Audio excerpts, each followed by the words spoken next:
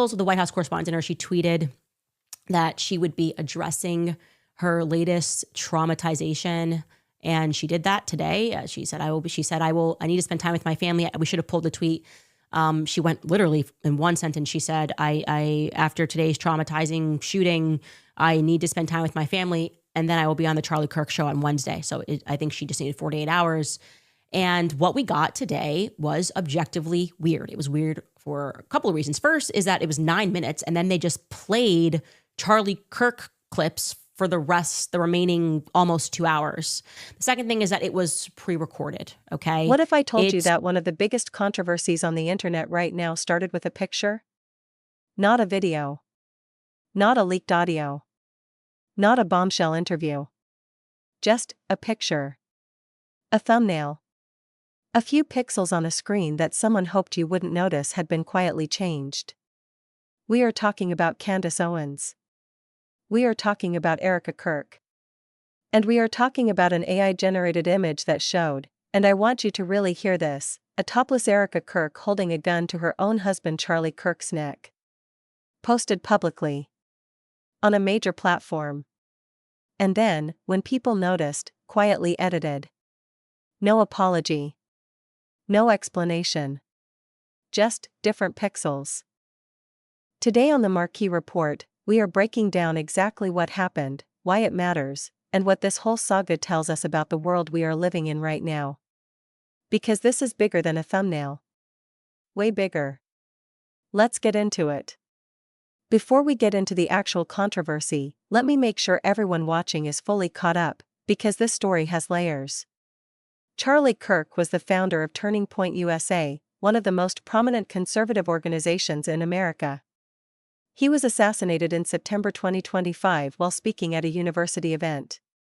His death sent shockwaves across the political world. His wife, Erika Kirk, stepped up to lead Pusa in his place and has been a constant fixture in the media ever since, surviving the White House Correspondents' Dinner shooting, releasing emotional videos, going on podcasts, fighting back against her critics publicly and loudly. Candace Owens is one of the most well-known conservative commentators in America. She has a massive platform, a loyal audience, and a reputation for going further than most people are willing to go. She and Erika Kirk have been in a very public, very messy conflict, with Owens making explosive allegations about Erika's role in events surrounding Charlie's death. Claims that Erika and her legal team have pushed back on hard. So these two are already at war. Already in each other's orbit in the worst possible way. And then, this thumbnail drops. And everything escalates. Here is exactly what happened. Candace Owens released a new episode on her platform. And the thumbnail attached to that episode, the image that every single person sees before they decide whether to click, was an AI-generated image. And not just any image. It appeared to show a topless Erika Kirk holding a gun directly to Charlie Kirk's neck. Let that sink in. A topless depiction of a grieving widow. Holding a weapon to her murdered husband's throat. Used as promotional art. For a podcast episode. Posted publicly for anyone to see, including their children, including people who knew Charlie Kirk personally, including Erika herself. The reaction was immediate and it was fierce. Critics called it reckless. They called it provocative. They called it one of the most irresponsible visual choices they had ever seen in the already wild world of online political commentary. And honestly, it is hard to argue with that. Even in an internet ecosystem that thrives on shock value and incendiary imagery, this one landed differently. This one crossed lines that most people, regardless of their politics, could agree shouldn't be crossed. The original thumbnail became a flashpoint before most people had even pressed play on the episode. Outrage arrived first. Then came the forensic screenshotting, the side-by-side comparisons, the archiving, because the internet never forgets, and people knew immediately that this image needed to be documented before it disappeared. And then, it changed. Here is where it gets really interesting. And really telling. Candace Owens did not post a statement. She did not go on camera. She did not tweet an apology or release a note to her audience explaining what had happened. She simply changed it. Quietly. Hoping, it seems, that fewer people would notice the new version than had already seen the original. But what did the new version actually look like? Here is the detail that matters. The replacement thumbnail did not remove Erika from the image.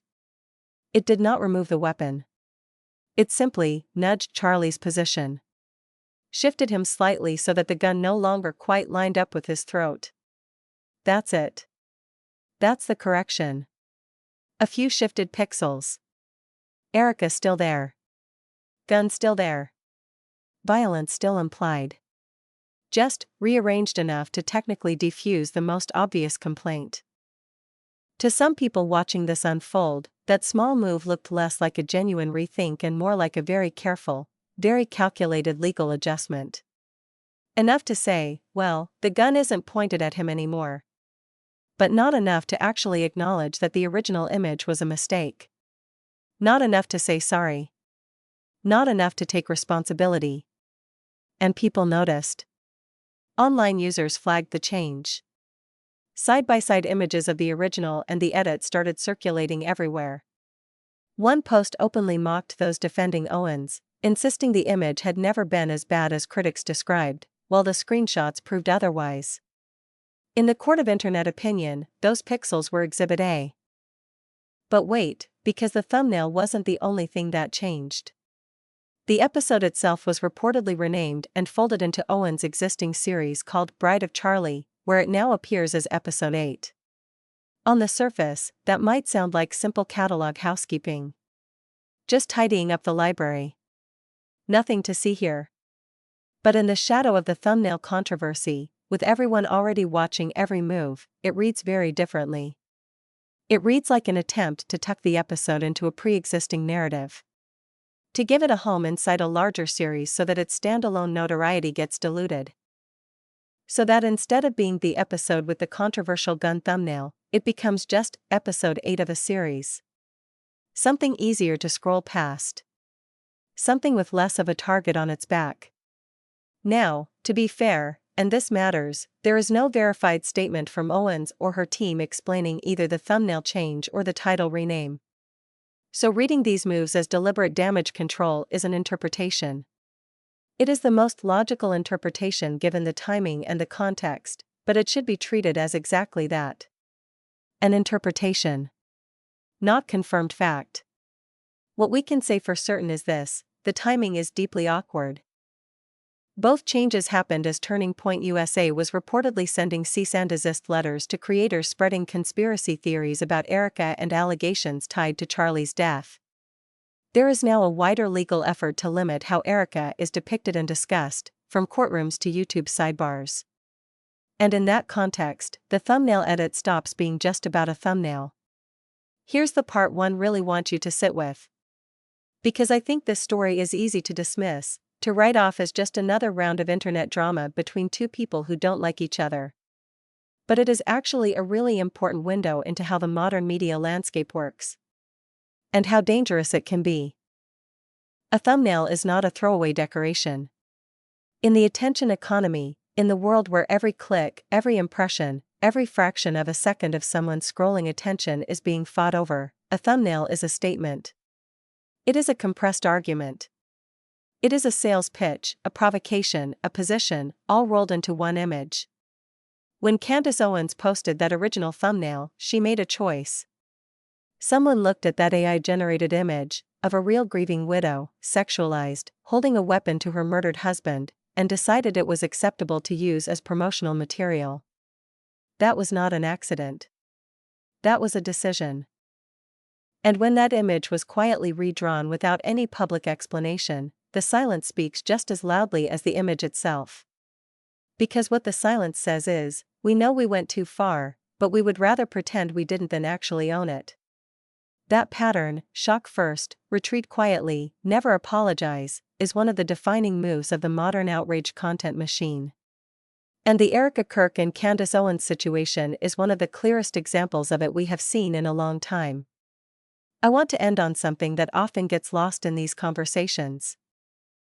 Because we get so caught up in the media mechanics, the thumbnails, the edits, the legal letters, the social media reactions, that we forget there is a real human being at the center of all of this. Erika Kirk lost her husband to an assassin's bullet less than a year ago. She watched Charlie Kirk die. And since that day, she has been picked apart, mocked, accused of faking her grief, accused of far worse things than that, dressed up in AI-generated images holding weapons, turned into a meme, turned into a villain, turned into content. Whatever you think of her politics, whatever you think of her choices since Charlie's death, whatever side of the Candace Owens argument you fall on, a sexualized AI image of a widow pointing a gun at her dead husband is not commentary. It is not critique. It is not holding power to account. It is cruelty dressed up as content. And the quiet edit that followed, with no apology attached, makes it worse, not better. The internet moves fast. The next controversy will arrive before this week is out. But this one deserves to be remembered. Because it shows exactly what happens when the line between political commentary and genuine harm gets erased, one quietly shifted pixel at a time. That is everything on the Candace Owens thumbnail controversy and what it means for Erika Kirk, for Charlie Kirk's legacy, and for all of us consuming this content every single day. Drop your thoughts in the comments below. Do you think Candace Owens owes Erika Kirk a public apology? Or is this just how the game is played now? I genuinely want to know what you think. If you are new to the Marquee Report, welcome. Hit subscribe, hit the bell, and I will see you in the next one.